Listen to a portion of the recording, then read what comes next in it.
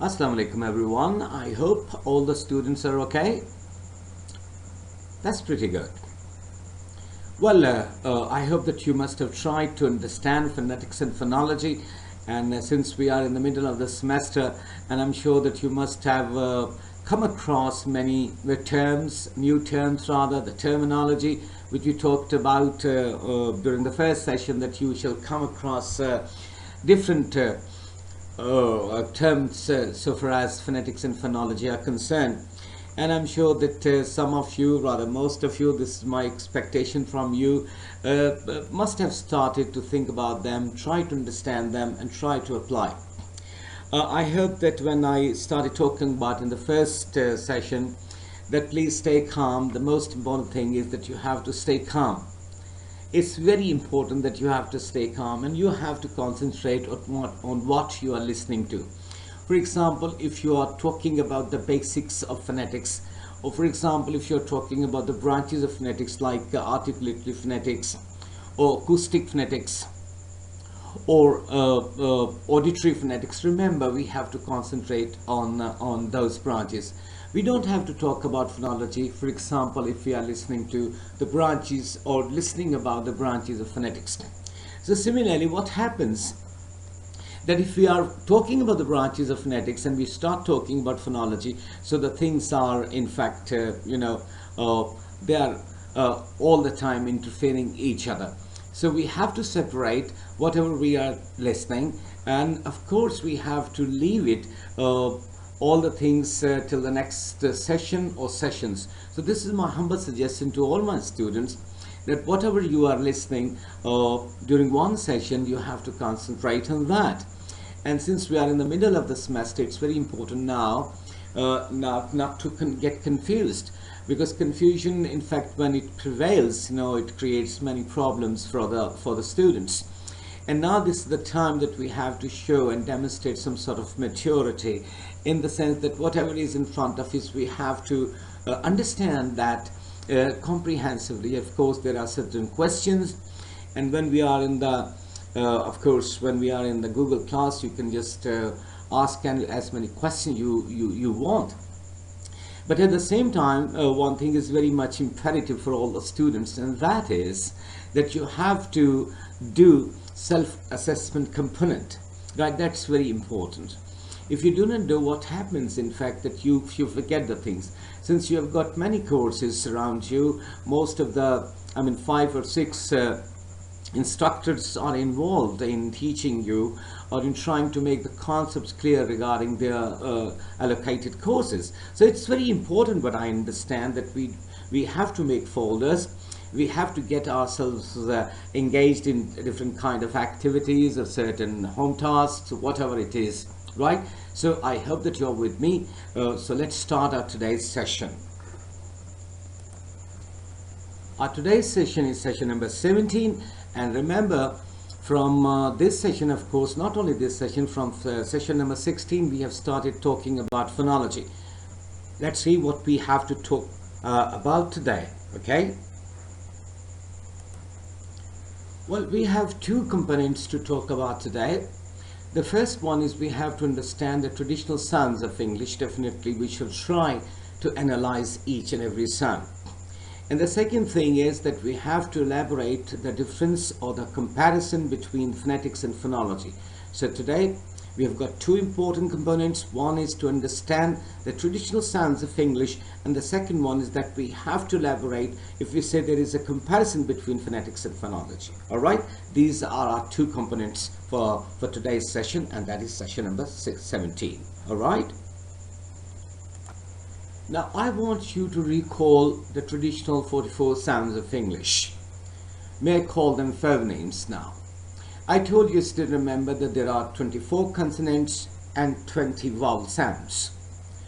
I also tried to tell you, for example, when I talked about these traditional sounds of the phonemes of English during session number 16, and of course before that I told you that to understand phonology or phonemes, for the time being, you have to forget the English alphabet, which are 26. Yes, and out of 26, we have got 21 consonants whereas we have got 5 vowels, the traditional A, E, I, O and U. Now for the time being we have to forget them. This is what I told you. And now what we need to understand are, alright, there are 24 consonants and we have had the complete analysis of understanding the consonant sounds and the vowel sound. At the same time, I told you that when we have 24 consonant sounds, we have 20 vowel sounds, then we try to subdivide the vowel sounds. For example, the pure vowels, you can call them monophthong. And then you have to talk about diphthongs, of course the two sounds together. And of course at the same time I also talked about the triphthongs, the 3 vowel sounds together. But for now what is important to understand that we have got 44 traditional sounds of English. Of course these are phonemes. Since we are talking about English phonology, that's why it is important and imperative to understand first of all these. Remember, without understanding them, without knowing what is the sign of each and every phoneme and what is the sound one produces, it is difficult to understand phonological concepts. Okay? I was talking about the symbols, signs.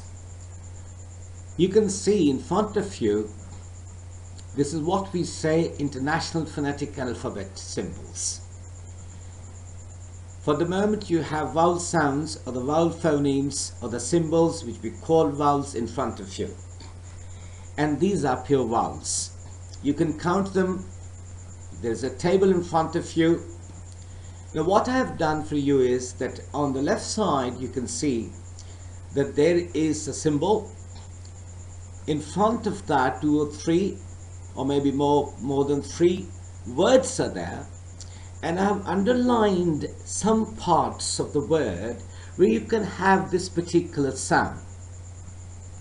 Now let's start with this. What are vowels? Please, you have to say the things after me. Whenever I say, please say after me, you have to say after me, okay? Alright, here I go. I. Pin. English. Business. A. Bed. Head. Berry. Exit. A. Cat. Bag. Apple. Black.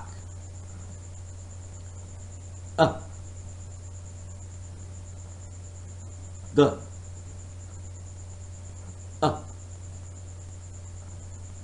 Woman. Banana. So it is not banana, it is banana. The next sound is U. Look. Put. Could. Cushion. Oh. Clock. What? Because. On the right side now. Ah. Cut. Come.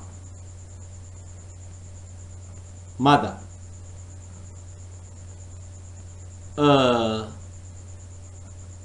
Girl. Burn. Word. Heard.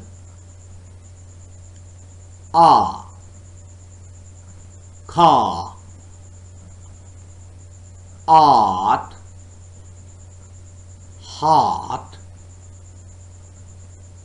Half. O. O, board, door, small. E, C, B, people, receive. O, two, blue, fruit, fool. Now let's talk about diphthongs, international phonetic alphabet symbols. You have in front of you the diphthongs of English. Say after me. A, take, pay, wait, I, five, side, hide, oi, noise, boy,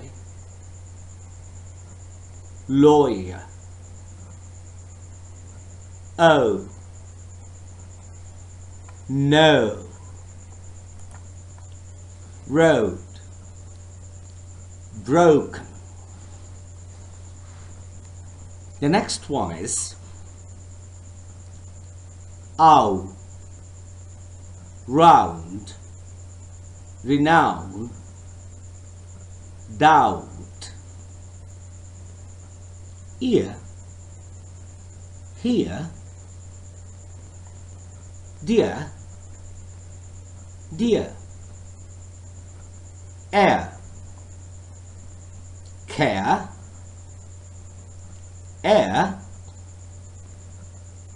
prayer,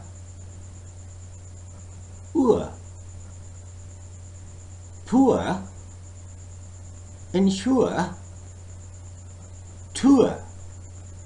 Remember, this is what we find. For example, I told you and I named Oxford Advanced Learners Dictionary. Do you remember? If you try to look up any word, if you want to consult the dictionary, remember there are two types of pronunciation you can have. One is the British pronunciation, the other one is the American, of course, North American pronunciation. So what I'm trying to present before you is the British pronunciation. So if there is some sort of misunderstanding, you can just consult the dictionary. That makes no difference at all. At the same time, you can go for Google search. Now you just put the word over there and you can have the meaning and the pronunciation. Is it clear? It is possible if it is the American English, so the American pronunciation is heard. But what I'm trying to do is that I'm presenting before you the British English. It is possible. I'm not a native speaker of English. Remember, I'm not a native speaker of English, but what I'm trying to do is that, of course, the model that is in front of me, that's why. You might have seen when I'm saying care, here, poor, so I am dropping R sound. So there is sometimes it is possible. I'm talking about the possibility that there could be some sort of confusion. So please do not get confused at any time, because I told you and I'm telling you again that in the British English, remember, R sound is dropped. But there is a rule behind that. If there is a sound, consonant sound, following R sound, of course it is dropped. But if R is followed by a vowel sound, it is not dropped. Is it clear? Okay.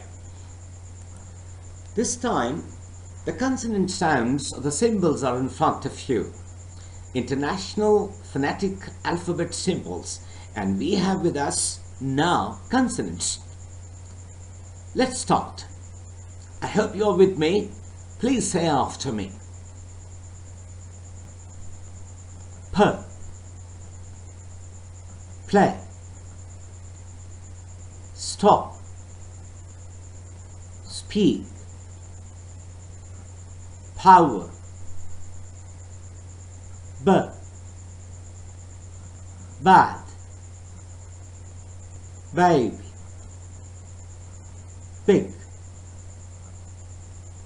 object,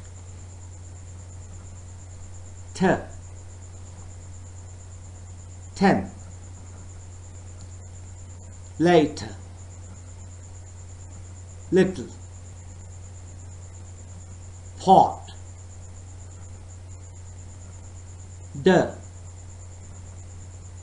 day, advice, bed,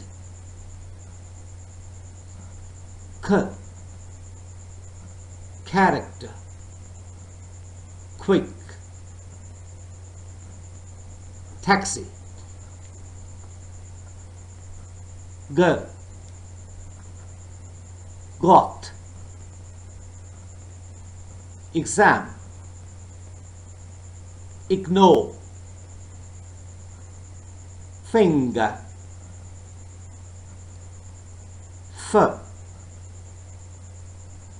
food, laugh, telephone,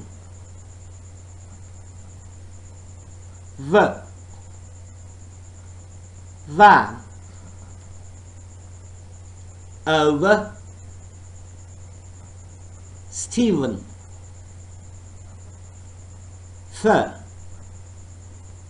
thin, earth, method, both, they,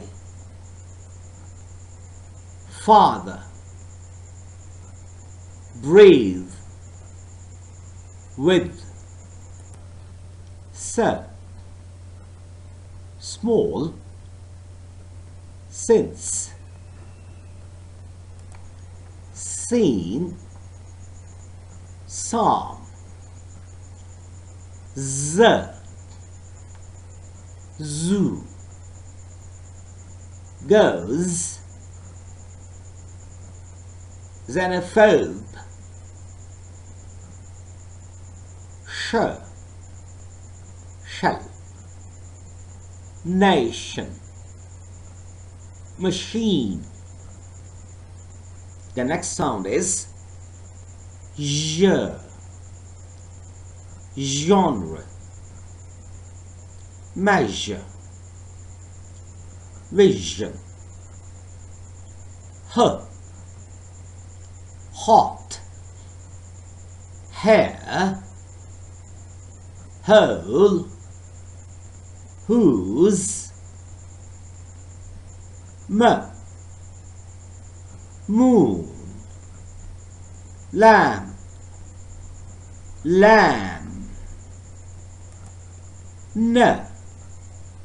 can, snow, pneumonia, string, singer, tongue, chair, match, future,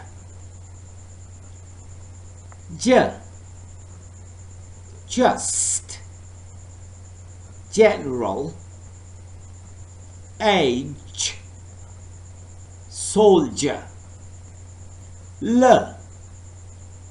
look, small, bottle, aisle, real, train, wrong, right, yes, Europe, university, window, twin, quick, why? I hope that you must have tried, not at this time, but of course when you get free time, please, this is my request, that you have to listen these symbols, of course, this demonstration again and again. And at the same time, the best practice I can suggest is that you have to listen to the demonstration, start writing the sign, and then produce the sound. At the same time, it's very important that when you are just demonstrating by yourself, what you need to do is that you have to mention some keywords so that you may understand, all right, this is the word that contains that particular sound. And the best practice is that you can underline that spot, that place where you can feel, all right, the sound is very much here. Now we have to talk about the comparison between phonetics and phonology. You've got a table in front of you. Can you see that? All right. Now, there are, you can say that major 4 differences are here. Right, when we talk about the comparison, it is possible that you have seen this slide before, but remember, each time when we just show something which we have already seen, that means that needs some more analysis, and that's why I have presented this slide before you now. Now look at the table. Let's talk about first of all phonetics. Phonetics is the basis for phonological analysis. I still remember I told you in session number 2 and 1 at the same time. Now what happens when we try to understand phonetics? That means we are trying to understand the common concepts. The common concepts of as the speech production is concerned. That could be of any language. But for your understanding's sake, what I did, that I tried my level best to bring English. Why? Because once we understand, all right, we're not talking about German or French or any other language. We are since concerned with English language. So that's why time and again I talked about English. I tried to present whatever the example I could from English language. So remember, I told you that understanding phonetics, or the concepts behind phonetics, in fact, we are trying to understand, all right, what are the basis of phonological analysis, and do these concepts help us? Yes, exactly, these concepts help us. For example, we should be knowing what are the speech organs participating during the production of English phonemes. And you have seen, for example, when we were talking about the symbols or the phonemes of English in the last 2 previous slides, you must have seen, for example, when I said f, v. All right, this is what we have done so far as the analysis is concerned of these 2 particular sounds. So now we understand, all right, it was all right, it was absolutely okay when we were talking about, or we were referring to English language. So phonetics, in fact, is the basis for phonological analysis. And then when we talk about phonology, when we are comparing this concept, remember, phonology is the basis for further work in morphology, syntax, discourse, and orthographic design. Orthographic design, when we write something, okay? Morphology, we talk about morphemes. Syntax, we try to use the words based on morphemes, of course, and then, of course, that is used in the connected speech. Then let's talk about phonetics again. Remember, phonetics analyzes the production of human speech sounds, regardless of language. This is what I told you. We have to try that what are the speech organ, what is the mechanism, what is the airstream mechanism inside that is working all the time when we are producing sound. We were not trying to particularize any language, but for the example's sake, I brought English for you people so that you may understand, because it is very important. We have to go for the understanding of phonology, and this is what we are trying to do now. And then opposing that, you can see in the next table, in the next column, phonology analyzes the sound patterns of a particular language. All right? So as phonetics is concerned, we are talking about any human language, but here we have to particularize a particular language by, number 1, determining which phonetic sounds are significant and explaining how these sounds are interpreted by the native speaker. Remember, I told you time and again, when you talk about Urdu language, now we are just speaking Urdu. We do not know, in fact, what we are doing. But if somebody is asking us who is not, who is the learner of Urdu language, and if asks you, all right, how do you produce b sound or bay sound. So you are in the position to tell him. It is possible that you do not know exactly so far as the terms are concerned. So these are the basic things you must be remembering. Okay. Now I want you to have a glance on this slide. Now, what is the relationship, in fact? You know, the branches of linguistics are phonetics and phonology. Now, what happens, in fact? We have got speech sounds. On the other side, we have got mutually dependent, right? And then we have got insight into languages. We talked about, for example, phonetics, and when we say phonetics, we are talking about all human languages and how the sound are produced, how they are transmitted, and how they are received or perceived, right? But remember, when we talk about speech sounds, what are the speech sounds? We are not talking about any particular language. But when we talk about any particular language, that means we are talking about phonology. But remember, when you talk about only phonetics, that is not to particularize any language. That is to generally understand what is the way to produce a sound. It could be any language. It could be Russian, it could be Arabic, it could be French, it could be German, whatever the language it is. That makes no difference at all. We must be understanding the speech mechanism, in fact. But when we talk about phonology, remember, we talk about the speech, of course, the phonemes, because we are particularizing. And this time we have particularized that since we are talking about English language. And that's why we try to understand in the previous slides what are the phonemes so far as international phonetic alphabet symbols are concerned. All right?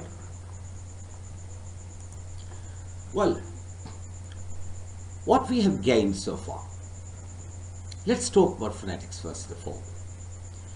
Remember, in order to produce sound, humans use various body parts, including the lips, tongue, teeth, pharynx, and lungs. I want you to recall, when we talk about phonetics, in order to produce sound, humans use various body parts, including the lips, tongue, teeth, pharynx, and lungs. Do you remember? Yes, for the sake of the production of the speech sounds, whatever the language it is, we as human beings, we are all the time using our body parts. For example, we use lips, tongue, teeth, pharynx, and lungs. If you ask a very common person, how do you speak? I'm sure the answer will be, well, I speak with the help of tongue. And it is possible sometimes he or she says, yes, I move my lips. It is possible he or she is again saying, all right, my teeth are involved. But it is possible that he or she doesn't know what is pharynx. This is what is your job, since you are the student of phonetics and phonology. A young scientist, I always call my students. And after having understood 15 or 16 sessions, now we're in the position to say, all right, what is the role of what speech organ? Okay? And then the second statement says, phonetics is the term for the description and classification of speech sounds. We tried our level best, or rather, I tried my level best to make you understand by describing and classifying all speech sounds. Particularly how sounds are produced, transmitted, and received. And you can recall all the sessions, the previous sessions, especially session number 5 onward to 14. You might have seen that I tried my level best to describe each and every sound, and then I tried to classify each and every sound according to the concepts of phonetics. So that's very important to understand 2 points. One, that we are all the time using various body parts. All right, in front of you you've got lips, tongue, teeth, pharynx, and lungs, but there are many other. Even there are parts like diaphragm, for example, which are the muscles, of course, close to abdomen. For example, the rib cage that is supporting the lungs all the time. So this is what now you're in the position to say, all right, these are the body parts. In fact, they are all the time working in collaboration. And what In fact, we were trying to understand how the sounds are produced, how the sounds are transmitted, and how they are received when somebody who is our listener, he or she is listening to us, all right, and he knows or she knows the concepts behind that. So he can or she can tell us, all right, this is the right way to produce this particular sound or that particular sound. Okay? Now, a phoneme is the smallest unit in the sound system of a language. Phoneme, since we are talking about phonology, a phoneme is the smallest unit in the sound system of a language, of a language. I'm not saying of language or of languages. Of a language, that means particular language. For example, the st sound in the word top, top, T, teacher. Okay? We'll be talking about allophone, but this time we are talking about phoneme. This one single phoneme, that is t. But the use is different. And you have done it. You have analyzed each and every phoneme, all the speech sounds. You have classified them. Remember, various phonetic alphabets have been developed to represent the speech sounds in writing through the use of symbols. That shall be our last concern when we'll be trying to phonetically transcribe the general English. So each talking about phonetic alphabet so far as the phonemes are concerned. I'm not talking about English alphabet, but phonemes. So that each and every phoneme has got a symbol, and that makes us understand and makes us how to transcribe general English into phonetic transcription. Okay, with the help of these symbols. We know, for example, in the previous slides what we've done. We tried to understand, all right, there are 24 consonant sounds and we've got a symbol. We know there are 20 vowel sounds traditionally, right, there are the symbols. And we know, all right, this is one pure vowel sound or this is a diphthong. So we try to understand them in accordance with the sign they have, or each and every phoneme has. And then with the combination of certain phonemes, certain symbol signs, we transcribe them. Do you remember the first word I presented during the first session? The word was fish. F-I-S-N-H. It has got 4 letters, but there are 3 phonemes. F, I, sh. Okay? So you can recall, you can close your eyes, you can recall, all right, yes, exactly, this is what we try to understand. Okay? It is interesting to understand, for example, that these symbols are only English symbols. Remember, English is a hybrid language. English is a hybrid language. Always remember, it's a mixture of certain languages. That's why you can see on your screen that some of these symbols are identical to the Roman letters used in many language alphabets. For example, P and B. P and B are, of course, these are the symbols which are used in some more languages, so not necessarily only in English. And at the same time, other symbols are based on the Greek alphabet, such as th, to represent the th sound in thin and thought. Okay, so all the languages are in fact helping each other. In English, you have got many words from Urdu, from Hindi, from Sanskrit, from Arabic, right? For example, let's talk about the word canasta. You people use this word canasta. It is very much in English, that is canister. All right? For example, you might have seen Babu Sahib. That is very much used in English, Babu Sahib. What about Mem Sahab? Mem Sahib. What about roti? What about dhoti? I mean, they call it dhoti. But remember, languages are interdependent. That's very important to understand. So these symbols which I'm trying to make you understand, maybe for your extensive study, remember, they are borrowed. But now these symbols, IPA, these are called IPA symbols so far as English is concerned. And then, for example, still others have been specially invented. For example, the symbol the, which is used in the words the and then. Okay? Is it clear? Now let's talk about phonology. We've tried to understand phonetics in a different way by presenting before you certain new dimensions. I tried my level best to make you understand now what exactly is phonetics. Now let's talk about phonology. Always remember that phonology is the term used for the study of the speech sounds used in a particular language. This is what I have been telling you from the day one, that we don't have to mix phonetics with phonology when we are understanding phonetics. We tried to understand phonetics separately, but at the same time I tried my level best to present before you some examples from English language. Why? Because I considered, first of all, since English is our target language and we have to talk about that, and English is your major. That's why I try to give examples from English language. But this time we are absolutely talking about phonology.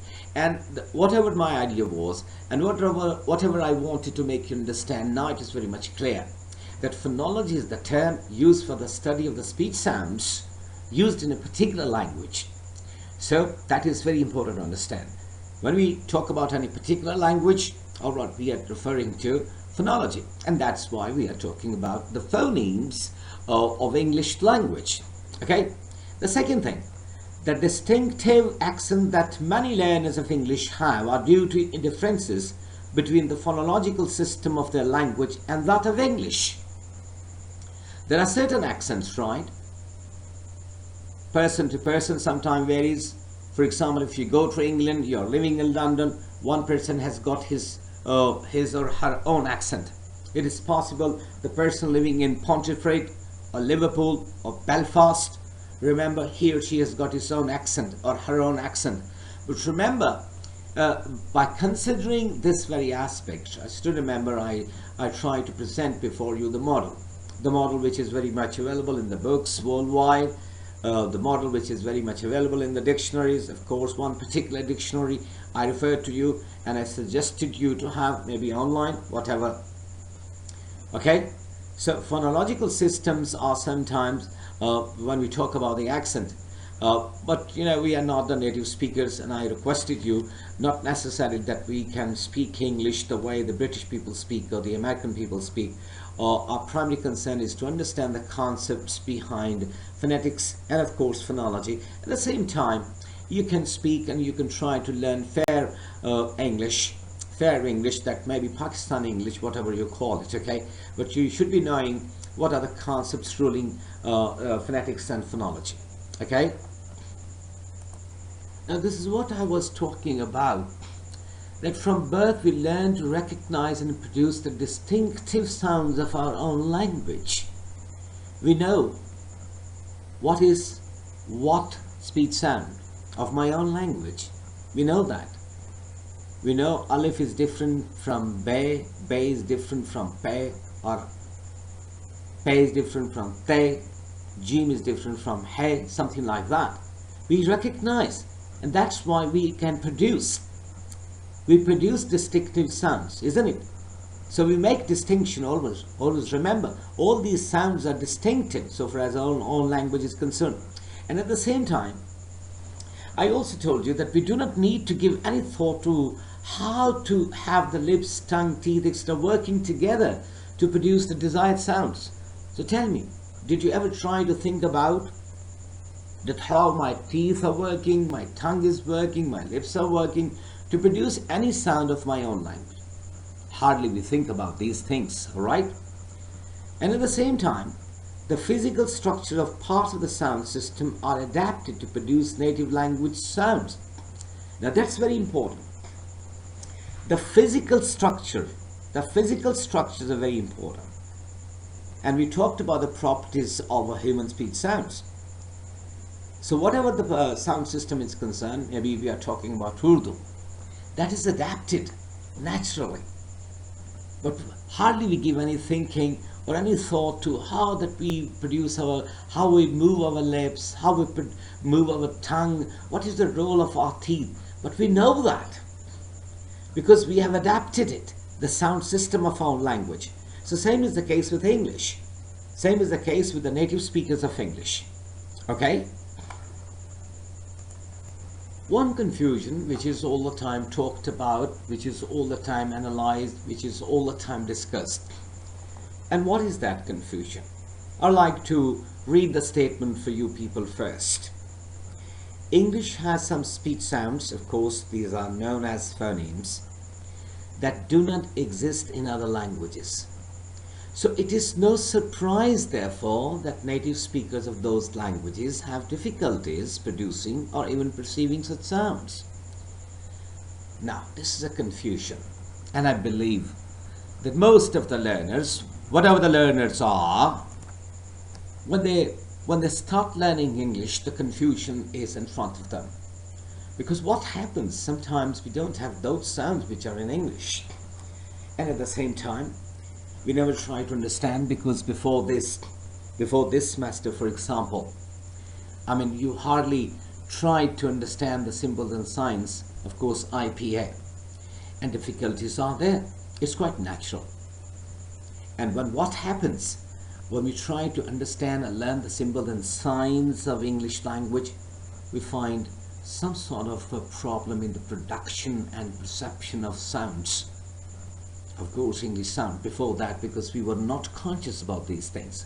Now you people are conscious about these things. But I'm sure after having understood the concepts which are ruling phonetics and phonology, now you're a different sort of learner. You know now, since this is the target language, this is the foreign language, and we are focusing on English. Now you know, all right, what parts of our body, what speech organs are working when we are talking about some consonant sounds, how the vowel sounds are produced, what is the classification of consonant sounds, and what is the classification if I say, for example, vowel sounds, whether they are front vowels, central vowels, or back vowel sounds. Okay? Now remember, this is particularly true for speakers from language families other than the Germanic one to which English belongs. At the same time, there is one area which I always call the comfort zone for our students. Germanic language. English is one of the Germanic languages. It's very important to understand. Do you remember aggressive pulmonic? Yes, exactly. It is not ingressive. We do not suck air inside. Whether we are speaking English, whether we are speaking Urdu, we are all the time throwing the air outside. We are pushing the air outside. Okay, so it is quite easier. That's why I always say that is the comfort zone our students have, or rather we have as Pakistanis, that we have. All right, some sound system, some sounds are available in Urdu language, which are in fact English language sounds. Okay, so that is the comfort zone I'm talking about. Now let's have some different dimension this time. You've got a table on left side, we've got phonetics on right side, we have got phonology. The table says phonetics belongs to descriptive linguistics, but phonology belongs to theoretical linguistics. Phonetics is the study of production, transmission, and perception of speech sounds. Phonology is the study of patterns of sounds in different languages. Phonetics, it is concerned with sounds of language. Phonology is concerned with how sounds are organized in a language. Phonetics does not study only one particular language. Phonology, it can study one specific language. Phonetics is the basis for phonological analysis. whereas phonology is basis for morphological, syntactical analysis. Then, number 6 is phonetic transcription is represented as square braces, okay? Brackets are there. Phonemic transcription is represented as slashes, right? So phonemes are written within 2 slashes. Number 7. There are 3 branches of phonetics: articulatory, auditory, acoustics. There are 3 branches of phonology. I shall be talking about them in the coming slides. Inventories, phonotactics, alternation. Phonetics then, number 8, it deals with physical aspects of sounds. So far as phonology is concerned, it deals with mental aspects of mind, mental aspects of sound, sorry. It deals with mental aspects of sound, mental aspects of sounds. I hope you remember abstraction. Abstract, it is mind, it is mind. We will be talking about tone, intonation, stress, word stress, sentence stress, right? The suprasegmentals. Then number 9, it is concerned with vocal tract, phonation type, characteristics of sound, etc. Phonology, it is concerned with allophones. This is what I was talking about. Syllables, intonations, minimal pairs, assimilation, juncture, etc. The suprasegmental aspects, okay? Then number 10, phonetics, it does not concern with meaning. Phonology is concerned with semantics, functions of sounds. Okay? What is phonological inventory? Remember, a phonological inventory is a repertoire of contrastive articulatory and manual gestures shared by a community of users. Whether spoken or signed, all human languages have a phonological inventory. All human languages. Phonology is there. So, all the inventory, all the items are there, whatever the language it is. Alright? To avoid the confusion, now, I want to elaborate. Remember, in spoken languages, the phonological inventory is comprised of a set of segments. Now, segments, segmental and suprasegmental. And the segments are consonants and vowels. And suprasegmentals, stress and intonation, that are linguistically contrastive. Now you understand what is contrastive. Stress is different, intonation different. Either lexically or grammatically in a particular language or one of its dialects. This is very important. If we have got inventory, phonological inventory, segmental and suprasegmental. Segmental, consonants, vowels, suprasegmental, stress, intonation, and many things like this. And then sign languages also have phonological inventories, always remember, which include a set of linguistically contrasting signs, which include a set of linguistically contrastive signs made from movement, hand shape, and location. I repeat, sign languages also have phonological inventories, which include a set of linguistically contrastive signs made from movement, hand shape, and location. You can recall how do the people who are deaf and dumb, they speak, right? They have got movements, hand signs, yes, exactly, and they know the meaning. So that each movement has got some sort of sign. Is it clear? The second branch was phonotactics, so far as phonology is concerned. Remember, in phonology, phonotactics is the study of the ways in which phonemes are allowed to combine in a particular language. A phoneme is the smallest unit of sound capable of conveying a distinct meaning. Okay? Each phoneme is distinct. So that's why it provides us, it conveys to us a distinct meaning. Okay, we have to separate each and every phoneme. So phonotactics is the study of the ways in which phonemes are allowed to combine in a particular language. So different phonemes get together, they work together, and they present before us some sounds, pattern sounds, maybe in the form of words, or maybe phrases or sentences. Then phonotactic constraints are rules and restrictions concerning the ways in which syllables can be created in a language. When we'll be talking about syllables, you can understand what is phonotactics that is applied over here.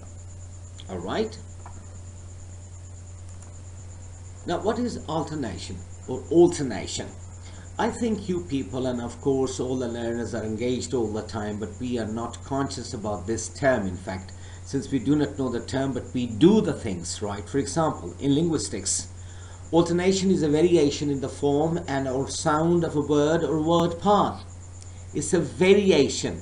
For example, certain English nouns ending in the consonant "fer" form their plurals with "ver." Right? The ending is what? "fer." But when we make the plural, it is not "fer" but "ver." For example, let's take the word leaf. When you make the plural of leaf, what happens? It becomes leaves. Or for instance, the word knife, the ending is "fer." But what happens? Alternation. It becomes knives. Okay? So we say that such items exhibit an F or ver, fer, ver alternation. That is called fer, ver alternation. When we are talking about the plurals, the ending is "fer," but when plurals are made, what happens? "Fer" is not used, rather it is converted into "ver." That is fer, ver alternation. And then, for example, somewhat different alternation is found in related words like electric, which ends in "k," and electricity, which has "sir" instead of "k" in the same position. So converting electric into electricity, what happens? "K" is converted into "sir." So that is what we call alternation in phonology. All right? So let's summarize what we have done so far during this session. We have tried to understand that phonetics is the study of the sounds of human language. I repeat, what we have tried to understand is that phonetics is the study of the sounds of human language. This means a classification of all the sounds produced in every language spoken on earth. What we are concerned with, that we try to classify all the sounds which are produced in any language. We are not talking about English or Urdu or maybe any other language. We are talking about human languages. So we can say phonetics is the study of the sounds of human language. That's the new dimension now we understand. By contrast, remember, phonology is the study of the sounds in a particular language.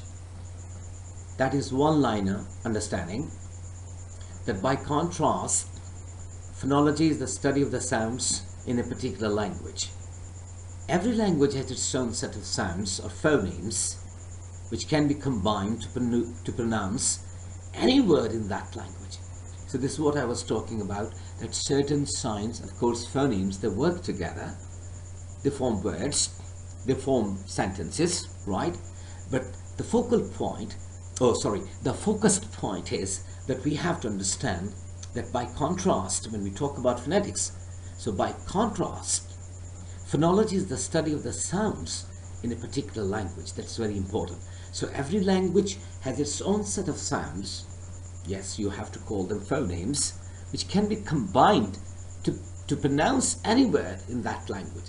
So the combination of certain signs, symbols, that's very important. in phonology, because they work together. But the most important thing is that we need to understand what are the signs and symbols of each and every sound or each and every phoneme. Without understanding them, without knowing the right, this symbol stands for this particular phoneme. For example, fur should be different from ver, th should be different from the, sir should be different from z. Is it clear? So now we are in the position to summarize that phonetics is the study of the sounds of human language, whereas phonology is the study of the sounds in a particular language.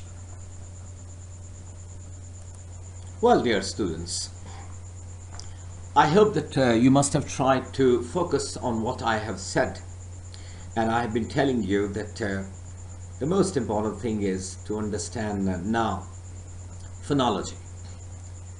But without understanding the traditional 44 sounds of English, it's really difficult to grasp phonological issues. That's why when I talk about the self-assessment component, which is very important, let me tell you time and again, I am telling you time and again that this component is very important. And I guarantee that if you just do these exercises which are given at the end of each and every session, I'm sure that you will be a different graduate by the end of this semester, so far as phonetics and phonology are concerned.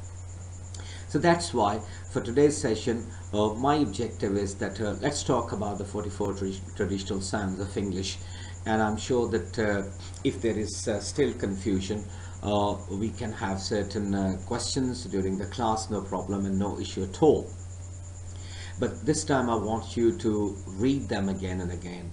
Try to have a combination of the written symbols and the sounds each and every symbol has, and then you have to practice. And after practice, what you need to do is that you have to record your voice, and please demonstrate, it's very important that demonstrate. And when you are just producing one sound, what you need to do is that at least there must be 2 key words that when you are recording and you are listening to yourself afterwards, you must be knowing, all right, this is what the sound is, this is what the symbol is, I recognize the symbol, I know what's the sound of the symbol, and this sound is very much present in the keywords which I am reading out. And then record your voice. Please, you can WhatsApp me, no problem at all. You can send me your demonstration, and if there is confusion, I can help you, I can assist you. And then the second component you need to talk about is that you have to analyze and you have to compare phonetics and phonology. So that's very important. We have tried our level best to understand through certain examples. I try to present certain dimensions, new dimensions are there. I try to summarize whatever we have done during this particular session, that is session number 17. And from my side, thank you very much. Goodbye and good luck. Stay blessed.